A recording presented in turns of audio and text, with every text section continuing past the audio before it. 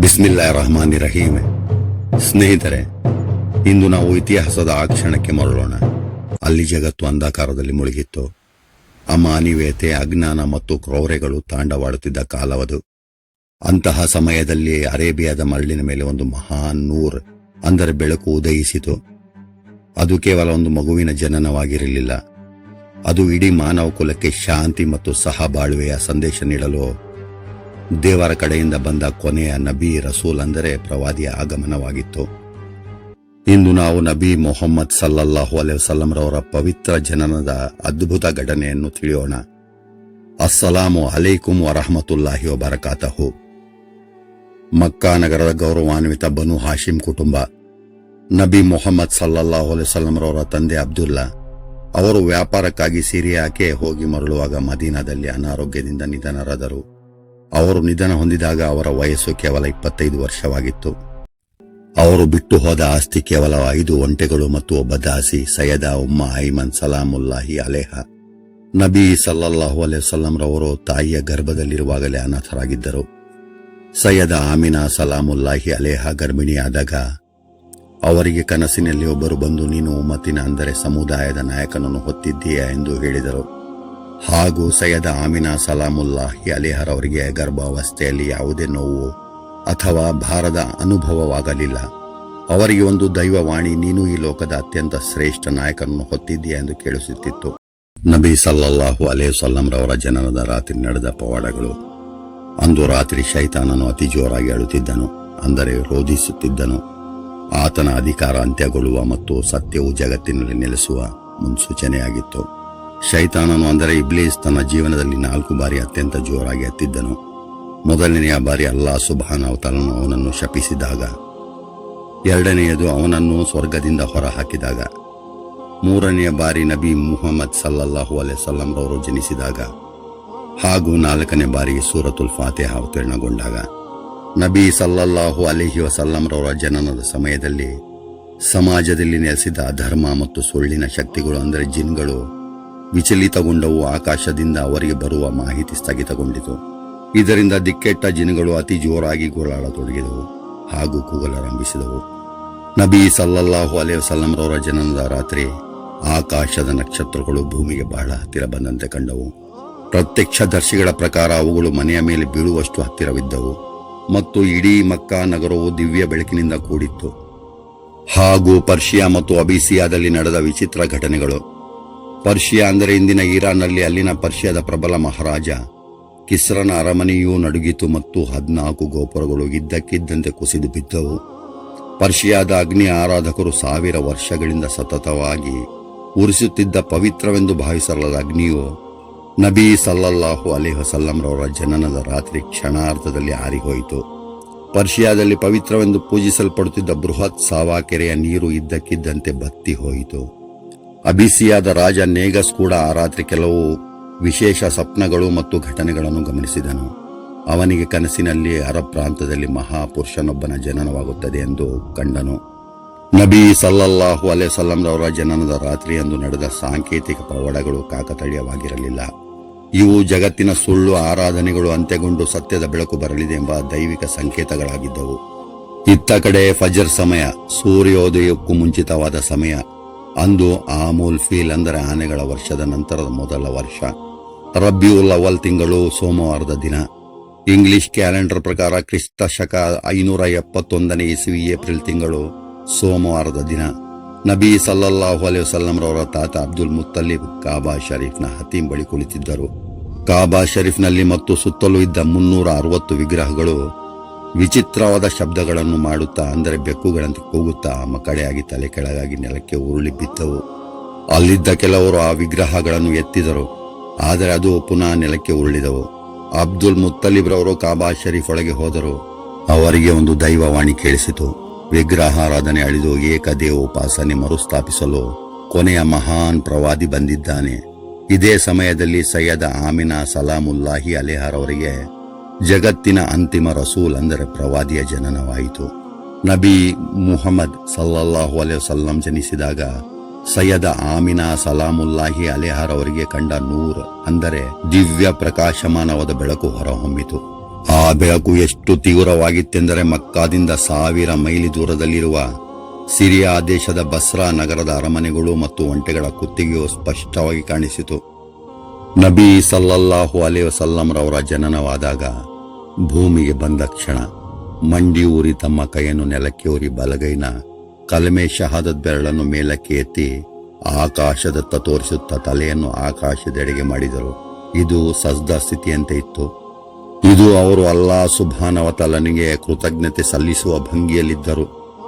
ನಬಿ ಸಲ್ಲಲ್ಲಾಹು ಅಲೈಹಿ ವಸಲ್ಲಂ ರವರು ಜನಿಸಿದಾಗ ಅವರ ಹೊಕ್ಕಳ ಬಳ್ಳಿಯು ಕತ್ತರಿಸಲ್ಪಟ್ಟಿತ್ತು ಮತ್ತು ಸುನ್ನತ್ ಆಗಿತ್ತು.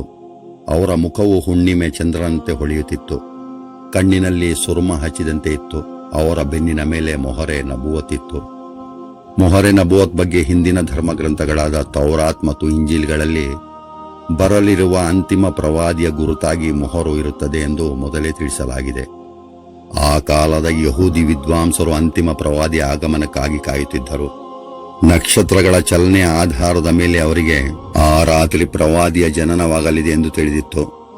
ನಬಿ ಸಲ್ಲಲ್ಲಾಹು ಅಲೈಹಿ ವಸಲ್ಲಂ ಜನಿಸಿದ ಆ ಮುಂಜಾನೆ ಮಕ್ಕಾದಲ್ಲಿದ್ದ ಒಬ್ಬ ಯಹೂದಿ ವಿದ್ವಾಂಸನು ಕುರೈಶ್ಗಳನ್ನು ಕರೆದು, ಇಂದು ರಾತ್ರಿ ಅಥವಾ ಮುಂಜಾನೆ ನಿಮ್ಮಲ್ಲಿ ಮಗು ಜನಿಸಿದೆ ಎಂದು ವಿಚಾರಿಸಿದನು. ಅವರ ಬೆನ್ನಿನ ಮೇಲೆ ಒಂದು ಗುರುತಿರುತ್ತದೆ ಎಂದು ಅವನು ಹೇಳುತ್ತಾನೆ. ಕುರೈಶರು ಮನೆಗಳಿಗೆ ಹೋಗಿ ಕೇಳುತ್ತಾರೆ, ರಾತ್ರಿ ಅಥವಾ ಮುಂಜಾನೆ ಯಾವುದಾದರೂ ಮಗು ಜನಿಸಿದೆಯೇ ಎಂದು. ಆಗ ಅವರಿಗೆ ಅಬ್ದುಲ್ಲಾ ಮನೆಯಲ್ಲಿ ಸೈಯದ ಆಮಿನಾ ಸಲಾಮುಲ್ಲಾಹಿ ಅಲೈಹಾ ಇಂದು ಫಜ್ರ್ ಅಂದರೆ ಮುಂಜಾನೆ ಸೂರ್ಯ ಉದಯಿಸುವ ಮೊದಲು ಗಂಡು ಮಗು ಜನಿಸಿರುವುದು ತಿಳಿಯುತ್ತದೆ. ಅವರು ಬಂದು ಆ ಯಹೂದಿ ವಿದ್ವಾಂಸನಿಗೆ ತಿಳಿಸುತ್ತಾರೆ. ಆ ಯಹೂದಿ ಕುರೈಶರನ್ನು ಕರೆದುಕೊಂಡು ಸೈಯದ ಆಮಿನಾ ಸಲಾಮುಲ್ಲಾಹಿ ಅಲೈಹರವರ ಮನೆಗೆ ಬರುತ್ತಾನೆ. ಮಗುವನ್ನು ತೋರಿಸಲು ಕುರೈಶರು ಹೇಳುತ್ತಾರೆ, ಸೈಯದ ಬರ್ಕಾ ಇವರ ಕುನ್ನಿಯತೆ. ಸೈಯದ ಉಮ್ಮು ಐಮನ್ ಸಲಾಮುಲ್ಲಾಹಿ ಅಲೈಹರವರು ಸೈಯದ ಆಮಿನಾ ಸಲಾಮುಲ್ಲಾಹಿ ಅಲೈಹರವರಿಗೆ ತಿಳಿಸುತ್ತಾರೆ. ಅವರು ಮಗುವನ್ನು ಕೊಡುತ್ತಾರೆ. ಆ ಯಹೂದಿ ವಿದ್ವಾಂಸ ಮಗುವಿನ ಬೆನ್ನಿನ ಮೇಲೆ ಮೊಹರು ನೋಡಿ ಪ್ರಜ್ಞೆ ತಪ್ಪಿ ಬೀಳುತ್ತಾನೆ. ನಂತರ ಅವನಿಗೆ ಪ್ರಜ್ಞೆ ಬಂದಾಗ ಅಲ್ಲಿದ್ದ ಜನರು ಅವನಿಗೆ ಕೇಳಿದರು, ನಿನಗೆ ಏನಾಯಿತು? ಹೀಗೆ ಪ್ರಜ್ಞೆ ತಪ್ಪಿ ಯಾಕೆ ಬಿದ್ದೆ ಎಂದು ಕೇಳಿದರು. ಆತ ಹೇಳಿದನು, ಇಂದು ನಮ್ಮಿಂದ ಅಂದರೆ ಬನಿ ಇಸ್ರಾಯೇಲರಿಂದ ಪ್ರವಾದಿತ್ವ ಶಾಶ್ವತವಾಗಿ ಕೊನೆಗೊಂಡಿತು ಎಂದು ಗೋಳಾಡಿದನು. ಅಂದರೆ ಸೈಯದುನಾ ಇಬ್ರಾಹಿಂ ಅಲೈಹಿಸ್ಸಲಾಂ ರವರ ಪರಂಪರೆಯಲ್ಲಿ ಸೈಯದುನಾ ಇಸಹಾಕ್ ಅಲೈಹಿಸ್ಸಲಾಂ ರವರ ವಂಶದಲ್ಲಿ ಪ್ರವಾದಿಗಳು ಬರುತ್ತಿದ್ದರು. ಆದರೆ ಇಂದು ಸೈಯದುನಾ ಇಸ್ಮಾಯಿಲ್ ಅಲೈಹಿಸ್ಸಲಾಂ ರವರ ವಂಶಕ್ಕೆ ಹೋಯಿತು ಎಂದು ಗೋಳಾಡಿದನು. ನಬಿ ಸಲ್ಲಲ್ಲಾಹು ಅಲೈಹಿ ವಸಲ್ಲಂ ಜನಿಸಿದ ತಕ್ಷಣ ಸೈಯದ ಆಮಿನಾ ಸಲಾಮುಲ್ಲಾಹಿ ಅಲೈಹಾ ತಮ್ಮ ದಾಸಿ ಬರ್ಖಾ ಇವರನ್ನು ಸೈಯದ ಉಮ್ಮ ಐಮನ್ ಎಂದು ಕರೆಯುತ್ತಾರೆ. ಇವರಿಗೆ ಅಬ್ದುಲ್ ಮುತ್ತಲಿಬ್ ರವರಿಗೆ ವಿಷಯ ತಿಳಿಸಲು ಕಳಿಸಿದರು. ಅದೇ ಸಮಯದಲ್ಲಿ ನಬಿ ಸಲ್ಲಲ್ಲಾಹು ಅಲೈಹಿ ವಸಲ್ಲಂ ರವರ ಚಿಕ್ಕಪ್ಪ ಅಬೂ ಲಹಬ್ ರವರಿಗೆ ಅವರ ದಾಸಿ ಹಜರತ್ ಸುವೈಬಾ ರದಿಯಲ್ಲಾಹು ಅನ್ಹಾರ್ ಅವರು ಮಗು ಜನಿಸ ಸುದ್ದಿ ತಿಳಿಸಿದರು. ಸುದ್ದಿ ಕೇಳಿ ಅಬೂ ಲಹಬ್ ಎಷ್ಟು ಸಂತೋಷಪಟ್ಟನೆಂದರೆ ಸುದ್ದಿ ತಂದ ಹಜರತ್ ಸುವೈಬಾ ರದಿಯಲ್ಲಾಹು ಅನ್ಹಾರ್ ಅವರನ್ನು ಗುಲಾಮಗಿರಿಯಿಂದ ಮುಕ್ತಗೊಳಿಸಿದನು. ಇತ್ತ ಕಡೆ ಅಬ್ದುಲ್ ಮುತ್ತಲಿಬ್ ಕಾಬಾ ಶರೀಫ್ನಲ್ಲಿ ವಿಗ್ರಹಗಳನ್ನು ತೆಳಕೆಳಗಾಗಿ ಬಿದ್ದಿದ್ದ ಸಂದರ್ಭ. ಅತ್ತ ಕಡೆಯಿಂದ ಸೈಯದ ಉಮ್ಮ ಐಮನ್ ಸಲಾಮುಲ್ಲಾಹಿ ಅಲೈಹಾ, ಓ ಸೈಯದಿ ಮುಬಾರಕ್, ಅಬ್ದುಲ್ ಮುತ್ತಲಿಬ್ ರವರೇ, ನಿಮ್ಮ ಪ್ರೀತಿಯ ಮಗ ಅಬ್ದುಲ್ಲಾನ ಕುಡಿ ಭೂಮಿಗೆ ಬಂದಿದೆ, ನಿಮಗೆ ಮೊಮ್ಮಗ ಜನಿಸಿದ್ದಾನೆ ಎಂದರು. ಮಗು ಹೇಗಿದೆ ಎಂದರೆ ಮಗುವಿನ ಮುಖವು ಹುಣ್ಣಿಮೆ ಚಂದ್ರನಂತೆ ಪ್ರಕಾಶಿಸುತ್ತಿದೆ. ಅಬ್ದುಲ್ ಮುತ್ತಲಿಬ್ ತಕ್ಷಣ ಮನೆ ಕಡೆಗೆ ಓಡಿ ಹೋದರು. ಸೈಯದ ಆಮಿನಾ ಸಲಾಮುಲ್ಲಾಹಿ ಅಲಿಹಾರವರು ಮಗುವನ್ನು ಅವರ ಕೈ ಕೊಟ್ಟು ಹಾಗೂ ಅಲ್ಲಿ ನಡೆದ ಘಟನೆಗಳನ್ನು ತಿಳಿಸಿದರು. ಅಬ್ದುಲ್ ಮುತ್ತಲಿಬ್ ರವರಿಗೆ ಮೊದಲೇ ಕಾಹಿನರು ಅಂದರೆ ಭವಿಷ್ಯ ಹೇಳುವವರು ನಿಮ್ಮ ವಂಶದಲ್ಲಿ ಒಬ್ಬ ಮಹಾನ್ ಪ್ರವಾದಿ ಬರಲಿದ್ದಾನೆ ಎಂದು ಹೇಳಿದ್ದನ್ನು ಕೇಳಿದ್ದರು. ಸೈಯದ ಆಮಿನಾ ಸಲಾಮುಲ್ಲಾಹಿ ಅಲೈಹರವರ ಮಾತುಗಳು ಆ ಭವಿಷ್ಯಕ್ಕೆ ಸಾಕ್ಷಿಯಾದವು. ಹಜರತ್ ಅಬ್ದುಲ್ ಮುತ್ತಲಿಬ್ ರವರು ಮಗುವನ್ನು ಕೈಗೆತ್ತಿಕೊಂಡಾಗ ಅವರ ಕಣ್ಣುಗಳಲ್ಲಿ ಆನಂದ ಬಾಷ್ಪ ತುಂಬಿತ್ತು. ಅವರು ಮಗುವನ್ನು ಎತ್ತಿಕೊಂಡು ನೇರವಾಗಿ ಕಾಬಾ ಶರೀಫ್ಗೆ ಹೋದರು. ಅಲ್ಲಿ ಮಗುವನ್ನು ಎತ್ತಿ ಹಿಡಿದು ಅಲ್ಲಾಹ್ ಸುಬ್ಹಾನಹು ವ ತಆಲನಿಗೆ ಕೃತಜ್ಞತೆ ಸಲ್ಲಿಸಿದರು. ಈ ಮಗು ತಂದೆ ಇಲ್ಲದ ಅನಾಥನಾಗಿ ಹುಟ್ಟಿದ್ದರೂ ಜಗತ್ತಿನ ಕಣ್ಮಣಿಯಾಗಲಿ ಎಂದು ಪ್ರಾರ್ಥಿಸಿದರು. ಒಬ್ಬ ತಾತ ತನ್ನ ವಂಶದ ಕುಡಿಯನ್ನು ದೇವರಿಗೆ ಅರ್ಪಿಸಿದ ಅತ್ಯಂತ ಪವಿತ್ರ ಕ್ಷಣವದು. ಮಗು ಹುಟ್ಟಿದ 7ನೇ ದಿನದಂದು ಅಬ್ದುಲ್ ಮುತ್ತಲಿಬ್ ರವರು ಮಕ್ಕಾದ ಜನರಿಗೆ ದೊಡ್ಡ ಔತಣಕೂಟವನ್ನು ಏರ್ಪಡಿಸಿದರು. ಅಲ್ಲಿ ಅವರು ಮಗುವಿಗೆ ಮುಹಮ್ಮದ್ ಎಂದು ಹೆಸರಿಟ್ಟರು. ಆಗ ಮಕ್ಕಾದ ಪ್ರಮುಖರು ಕೇಳಿದರು, ನಿಮ್ಮ ಕುಟುಂಬದಲ್ಲಿ ಅಬ್ದುಲ್ ಮುತ್ತಲಿಬ್, ಹಾಶಿಮ್ ಅಥವಾ ಅಬ್ದುಲ್ಲಾ ಎಂಬಂತಹ ಹೆಸರುಗಳಿರುವಾಗ ಈ ಹೊಸ ಹೆಸರನ್ನು ಏಕೆ ಆರಿಸಿದ್ದೀರಿ ಎಂದು ಕೇಳಿದರು. ಏಕೆಂದರೆ ಇದು ಅವರ ಕುಟುಂಬದಲ್ಲಿ ಯಾರಿಗೂ ಇಲ್ಲದ ಹಾಗೂ ಮಕ್ಕಾದಲ್ಲಿಯೇ ಹೊಸ ಹೆಸರಾಗಿತ್ತು. ಅದಕ್ಕೆ ಅಬ್ದುಲ್ ಮುತ್ತಲಿಬ್ರವರು ಆತ್ಮವಿಶ್ವಾಸದಿಂದ ಉತ್ತರಿಸಿದರು, ನನ್ನ ಈ ಮೊಮ್ಮಗ ಭೂಮಿಯಲ್ಲಿ ಮಾನವರಿಂದ ಮತ್ತು ಆಕಾಶದಲ್ಲಿ ದೇವರಿಂದ ಪ್ರಶಂಸಿಸಲ್ಪಡಲಿ ಎಂಬುದು ನನ್ನ ಆಶಯ. ಅದಕ್ಕಾಗಿ ನಾನು ಈ ಹೆಸರಿಟ್ಟಿದ್ದೇನೆ ಎಂದರು. ನಿಜಕ್ಕೂ ಮುಹಮ್ಮದ್ ಎಂದರೆ ಅತ್ಯಂತ ಪ್ರಶಂಸನೀಯ ಎಂದೇ ಅರ್ಥ. ಅವರು ಹುಟ್ಟಿದಾಗಿನಿಂದಲೇ ಇತರೆ ಮಕ್ಕಳಂತೆ ಅಳುತ್ತಿರಲಿಲ್ಲ ಅಥವಾ ಕಿರಿಕಿರಿ ಮಾಡುತ್ತಿರಲಿಲ್ಲ. ಅವರ ಮುಖದಲ್ಲಿ ಒಂದು ರೀತಿಯ ದೈವಿಕ ಶಾಂತಿ ಇತ್ತು. ನಬಿ ಸಲ್ಲಲ್ಲಾಹು ಅಲೈಹಿ ವಸಲ್ಲಂರವರ ಮುಖವು ಹುಣ್ಣಿಮೆ ಚಂದ್ರನಂತೆ ಶಾಂತವಾಗಿ ಮತ್ತು ಪ್ರಕಾಶಮಾನವಾಗಿತ್ತು.